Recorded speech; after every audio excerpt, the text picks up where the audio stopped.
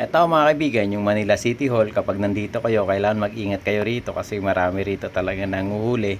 Eto, nagta-traffic dito kasi ang daming jeep na nagbababa at mga bus dyan. Pero minsan wala kang makitang enforcer dyan. Hindi ko alam kung bakit. Kahit na bawal dyan magbaba. Kailangan kasi yung mga jeep din pa yan na magbababa sa may ribulto ng Bonifacio, ng Katipunan. Pero nandito yung iba talaga sa tapat ng City Hall. Kaya talagang sobrang traffic dito minsan.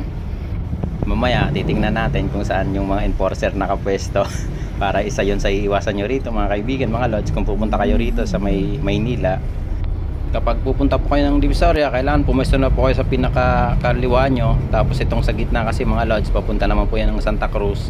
At dito tayo, papunta tayong Quiapo, kailangan nasa bandang kanan na po kayo kasi napakahirap pag nagkamali po kayo dyan ng guhit. Nako, yari, nandyan sila nakaantay. Yan po yung isa sa iiwasan nyo po rito sa may Maynila, sa may Loton. Yan yun mga lods, oh. Marami-raming nahuli dyan palagi. Ayan sila.